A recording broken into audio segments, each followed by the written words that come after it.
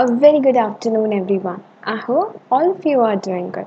I'm Sumita Paridhing, and on behalf of the Holy Tuition family, I welcome you all to today's class.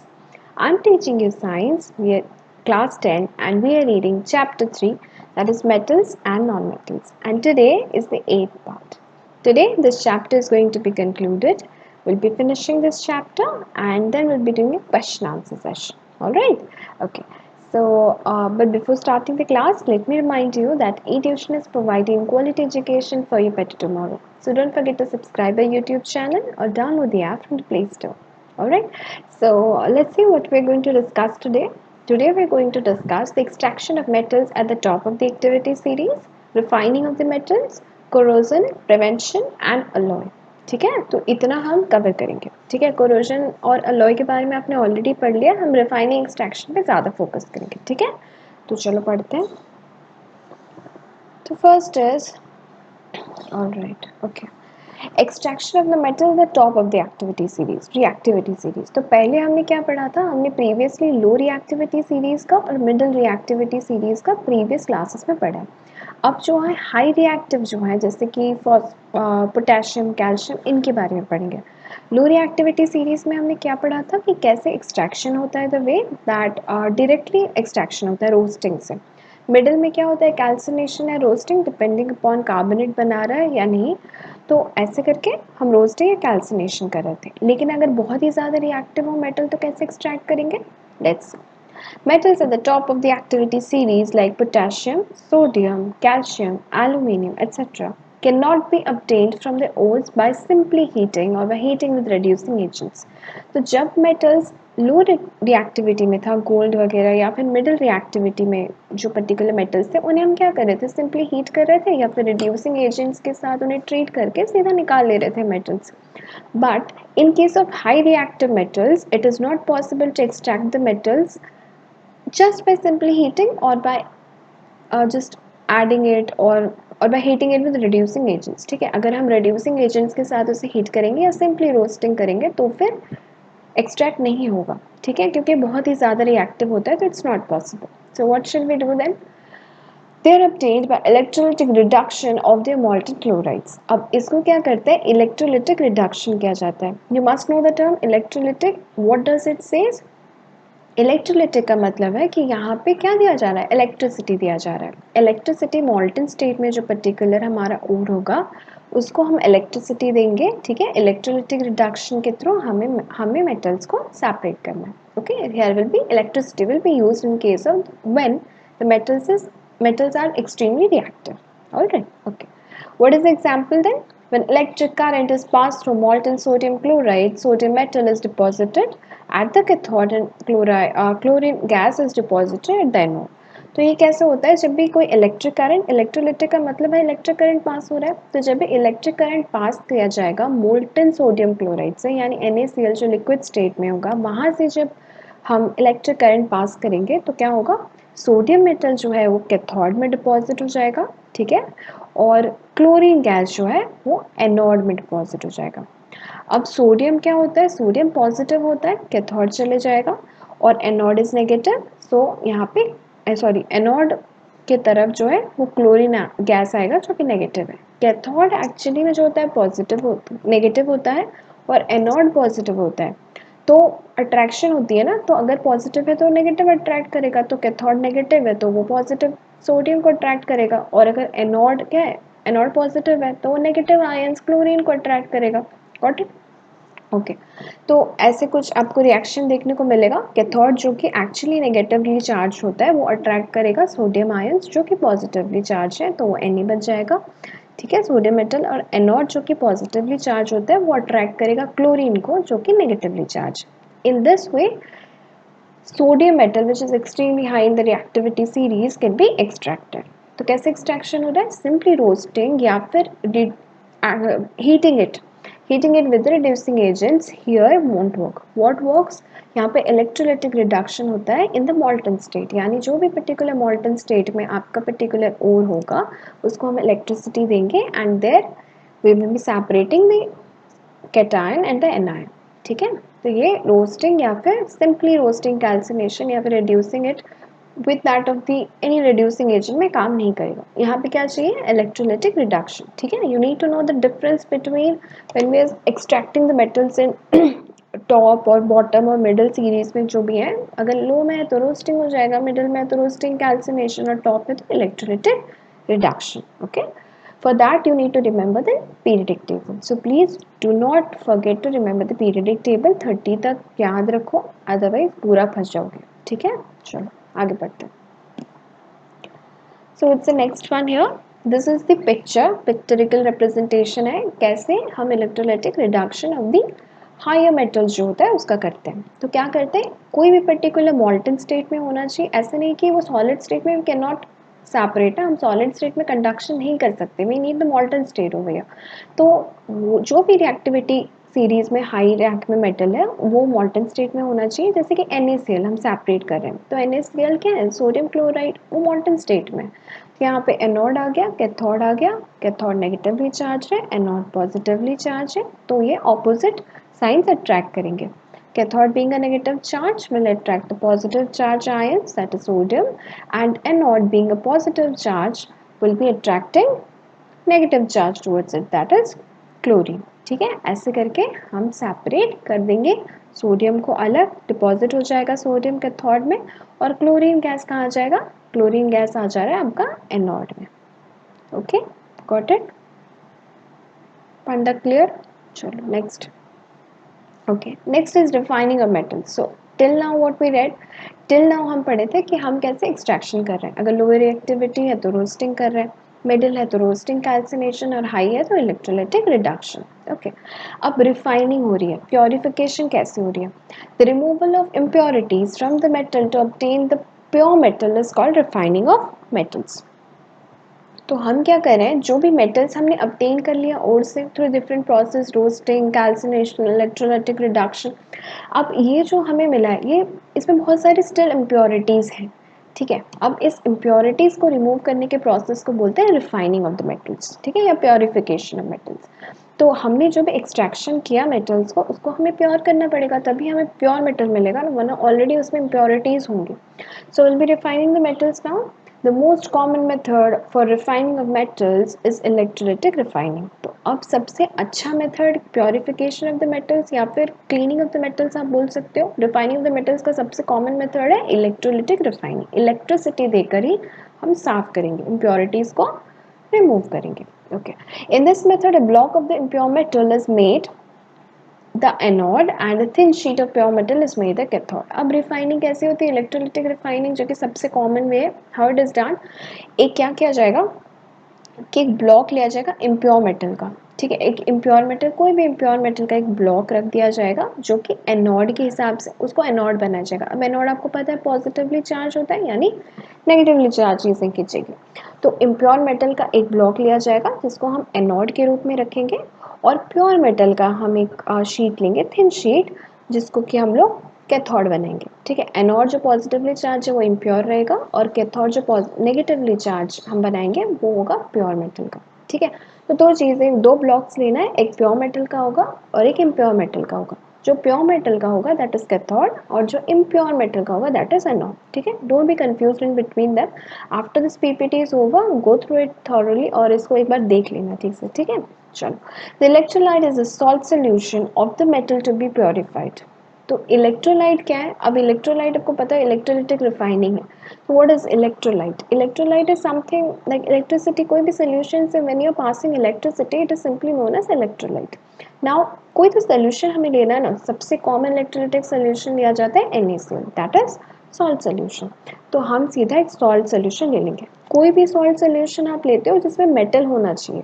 ठीक है, जो metal आप refine कर रहे हो उसका सॉल्ट सोल्यूशन होना चाहिए। ठीक है, यानी बहुत सारी चीज़ें मिलेंगी तभी जाके हम यहाँ से एक सेपरेट करेंगे, एक इम्प्योर मेटल ब्लॉक को बनाएंगे एनोड, एक प्योर मेटल ब्लॉक को बनाएंगे cathode. Let's start the process.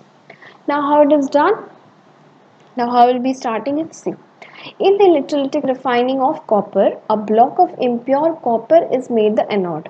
ठीक है, तो हम कॉपर सल्फेट सोल्यूशन यूज़ कर रहे हैं। ठीक है, अगर हम सोडियम क्लोराइड करें तो हम सोडियम निकाल रहे हैं। अब मैं कॉपर सल्फेट सोल्यूशन में इलेक्ट्रोलिटिक रिफाइनिंग करूँगी, सिंपली मेरे को कॉपर निकालना है, मेरा कॉन्सेप्ट क्लियर है। तो मैं कॉपर सल्फेट सोल्यूशन ले रही हूँ। अब मुझे पता है कि मैं इम्प्योर कॉपर लूँगी, इम्प्योर ब्लॉक ऑफ कॉपर जो एनोड जैसा काम करेगा और प्योर ब्लॉक ऑफ कॉपर जो कि कैथोड जैसा काम करेगा। मेरे को पता है ना, मेरे पास वही पर्टिकुलर सोल्यूशन है कॉपर सल्फेट का। उसके बाद इम्प्योर ब्लॉक ऑफ कॉपर को मैं बनाऊंगी एनोड और प्योर ब्लॉक ऑफ कॉपर को बनाऊंगी मैं कैथोड। ठीक है, अब इलेक्ट्रिसिटी बैटरी के साथ कनेक्ट कर दूंगी and electricity will be given, यानी copper sulphate solution, anode copper, cathode copper. ये वाला इम्प्योर है anode and this is pure. Now let's start. Electrolyte is acidified copper sulphate solution. और इलेक्ट्रोलाइट मैंने क्या लिया है, copper sulphate solution. What is the importance or why electrolytic solution is taken so that electricity can be passed। यही फंडा है। ठीक है, मेरे को क्या चाहिए, इलेक्ट्रिसिटी पास करने के लिए सोल्यूशन चाहिए ना, तो मैं कॉपर सल्फेट सोल्यूशन ले रही हूँ, फिर उसी मेटल का एक ब्लॉक ऑफ इम्प्योर ब्लॉक ले रही हूँ और प्योर ब्लॉक ले रही हूँ। ठीक है, एनोड और कैथोड के रूप में। कॉन्सेप्ट क्लियर, बैटरी से कनेक्ट कर दिया, on switch. Now what's done, when the electric current is passed through the electrolyte, अब जब उस बैटरी से करंट पास करेगा उस वाटर सॉल्ट सोल्यूशन में, तब क्या होगा, pure copper from the anode. ठीक है, प्योर कॉपर जो है एनोड से, एनोड में हमने क्या लिया था, एनोड में क्या लिया था हमने, बताओ। एनोड एक प्योर इम्प्योर ब्लॉक था, इम्प्योर ब्लॉक ऑफ कॉपर मैंने लिया हुआ है ना, जो कि एनोड है। वहाँ से जो कॉपर के प्योर होंगे, इम्प्योर में क्या होगा, कुछ प्योर भी होगा और कुछ इम्प्योर भी कॉपर होगा। कॉपर में जब इम्प्योर ब्लॉक ऑफ कॉपर हम ले रहे हैं तो उसमें क्या सब कुछ इम्प्योर, थोड़ा सा कॉपर तो होगा ना असली वाला, अब वो कॉपर आ जाएगा। ठीक है, वही कॉपर क्या होगा, डिपॉजिट हो जाएगा कैथोड, जो कि ऑलरेडी पूरा प्योर कॉपर है। इम्प्योर जो कॉपर होगा हमारा पर्टिकुलर, मतलब जिसको हमने एनोड बनाया है, वहाँ से जो पर्टिकुलर कॉपर एक्चुअली होगा प्योर वाला, वो सीधा कैथोड के नीचे आ जाएगा। ठीक है, और इम्प्योरिटीज जो होगा वो क्या हो जाएगा, नीचे एनोड के नीचे मड के रूप में जमा हो जाएगा। ठीक है, जैसे कि इस पिक्चर में दिखाया हुआ है। तो क्या हो रहा है,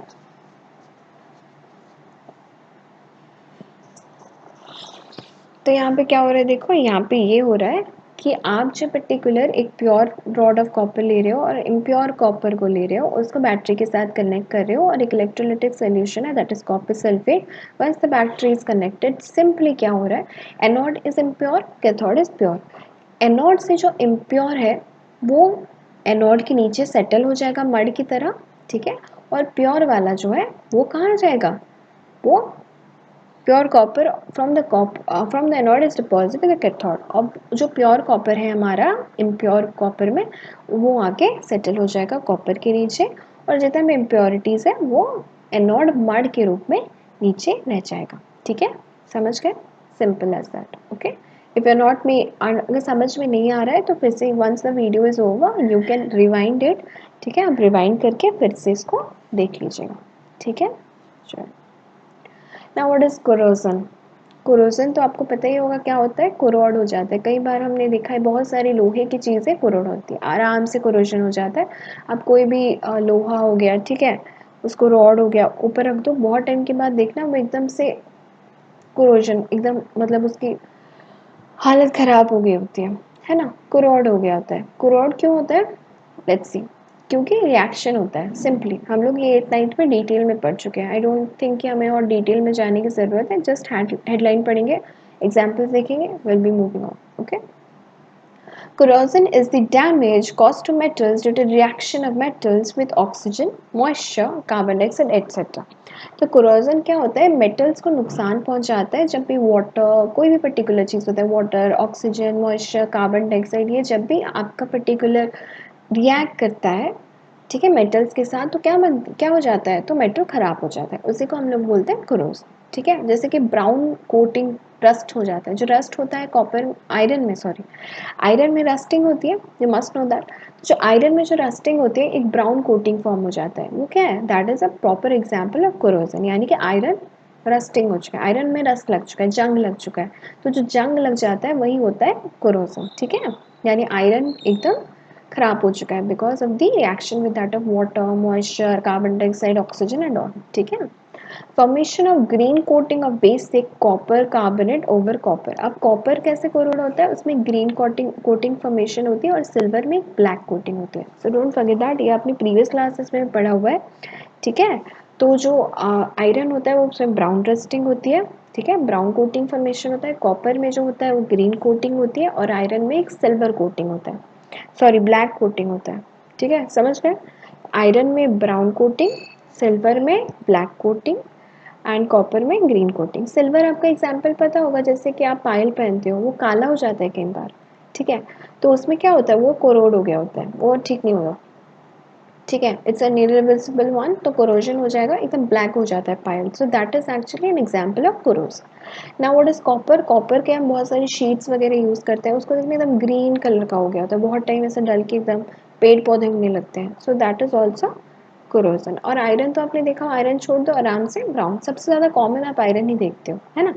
ठीक है, चलो आगे पढ़ते हैं। अब यहाँ पे एक पिक्चर है, ठीक है, हम उस पिक्चर को अच्छे से देखेंगे। तो पहले में क्या हो गया, पहले में हमने देखा कि हमने एक नेल लिया, एक टेस्ट ट्यूब लिया, ठीक है, टेस्ट ट्यूब को हमने कवर कर दिया और उसके बाद एक नेल लिया, ठीक है, और कैल्शियम क्लोराइड सोल्यूशन हमने डाल दिया उसके अंदर। अब हमने क्या किया, उसको बंद कर दिया। तो जब हमने इसे सील कर दिया तो उसमें और ऑक्सीजन नहीं आ रहा, जितना पर्टिकुलर टेस्ट ट्यूब में पहले से ऑक्सीजन था वो तो वंस खत्म हो जाएगा ना, यूज्ड अप हो जाएगा, वंस इट्स यूज्ड अप उसके बाद और भी इसको ऑक्सीजन सप्लाई चाहिए। अब जब ऑक्सीजन सप्लाई नहीं होगा तो कहाँ से रस्टिंग होगी? नहीं होगी, कट ऑफ कर दिया हमने ऑक्सीजन की सप्लाई को, यानी कि नेल जैसा था वैसे ही रहेगा। दूसरे पिक्चर में क्या हो रहा है, दूसरे पिक्चर में क्या कर रही हूँ मैं, वही टेस्ट ट्यूब ले रही हूँ, ठीक है, उसके बाद मैं बॉइल्ड वाटर ले रही हूँ, काफ़ी गर्म पानी होगा, उसमें कांटा डाल दूंगी और ऊपर से तेल डाल दूंगी और कवर कर दूंगी। तो तेल का काम क्या है, oil, what is a function of oil हो गया। ऑयल क्या करेगा, जो पर्टिकुलर ऑक्सीजन का supply to that of the water, boiling water है, उसको ब्लॉक कर देगा, क्योंकि oil will act as a shield. ठीक है, ऑलरेडी वहाँ पे हमने कवर दिया, that's a different thing, but oxygen can enter, right. But यहाँ पे जब हमने ऑयल का एक शीट दे दिया तब क्या हो गया कि वहाँ से हम बॉइल्ड वाटर की तरफ टोटली हमारे ऑक्सीजन सप्लाई नहीं होगा। Because of the shield of oil there will be no rust. Getting the point? अगर हम वहाँ पे शील्ड नहीं देते, ऑयल नहीं देते, तो इसका मतलब वो रस्टिंग हो जाती पानी में रह के। लेकिन क्योंकि हमने टोटल ऑक्सीजन के सप्लाई को ब्लॉक कर दिया है by that of the layer of oil, तो यहाँ से रस्टिंग नहीं होने वाली। Okay, next the third one is, again will be taking a test tube, will be blocking it out, simply हम पानी में छोड़ देंगे, वो रस्ट हो जाएगा, क्योंकि यहाँ पे वाटर और ऑक्सीजन का सप्लाई हमें मिलता रहेगा। Even though we have covered it, oxygen can dissolve, right. तो डिजॉल्व फॉर्म में वैसे भी ऑक्सीजन अवेलेबल है वाटर में, तो इसमें क्या होगा कि आराम से वाटर और ऑक्सीजन की वजह से रस्टिंग हो जाएगी। But at the same time उसको अगर हम ऑयल के लेयर से ब्लॉक कर देंगे बॉइल्ड वाटर में, then there will be no क्या, transfer of oxygen, because of which rusting won't happen. So this is a proper example of corrosion. corrosion में क्या होता है, corrosion में ये होता है कि आयरन में ब्राउन रस्टिंग होती है, सिल्वर में ब्लैक और कॉपर में green. Okay, don't forget that. Next, now this is हम देखेंगे, this is the same thing that I told you, ठीक है, इसका एक्सप्लेनेशन है बस। नाउ प्रिवेंशन ऑफ कोरोजन, अब हम प्रिवेंट कैसे करेंगे, ये जो पर्टिकुलर देखो पिक्चर में रस्टिंग हुई है, ऐसा हो जाता है ना, गेट्स वगैरह रस्ट हो जाता है, तो हम रस्टिंग को कैसे प्रिवेंट करेंगे, how we can prevent the corrosion. ठीक है, हम कैसे कोरोजन से बच सकते हैं, पहले कर सकते हैं कि हम नॉर्मली रेगुलरली जो है, क्योंकि हम can not block oxygen, water, okay, and carbon dioxide and different things from coming to that of the coming contact with the metal। क्योंकि अगर आप एक गेट बनाए हो लोहे का, तो गेट तो पानी उसमें डलता रहेगा, उसमें हवा तो लगती रहेगी, तो हम वो ब्लॉक नहीं कर सकते। लेकिन हम कुछ स्टेप्स ले सकते हैं जिससे कि कोरोजन को हम प्रिवेंट कर सकें। अब क्या स्टेप्स है, टाइमली हम उसको पेंट कर सकते हैं। अब थोड़ा सा आपने 1-2 साल में एक बार यू कैन पेंट इट, ठीक है, you can paint it, you can apply oil और ग्रीस, आप ऑयलिंग कर सकते हो। गेट में आप नॉर्मली ऑयलिंग करते हो, ग्रिल्स वगैरह में ऑयलिंग काफ़ी होती है, ग्रीजिंग किया जाता है रेगुलरली, है ना। उसके बाद पेंटिंग भी रेगुलरली करते हैं, ताकि वही, that is reason, because we can not do anything else. हम पानी से इसको नहीं बचा सकते, मैं क्या उसको ढक के रख दूंगी क्या, that is not possible. But what I can do, I can apply oil, I can apply grease, I can apply paint to that. Okay. Next is by galvanization. Now what is galvanization? Galvanization is actually a process of coating any metal with zinc. हम कोई भी metal को अगर zinc से coat कर दे रहे हैं, that process called as गाल्वेनाइजेशन। तो आप अपना पर्टिकुलर जो भी आयरन है या फिर कॉपर है, सिल्वर है, उसको अगर आप कोट कर दोगे जिंक से, तो उसको गाल्वेनाइजेशन बोलेंगे और कोरोजन भी कम होती है उससे। By tinning, coating with tin को टिनिंग बोली जाती है। आप टिन से भी कोट कर सकते हो।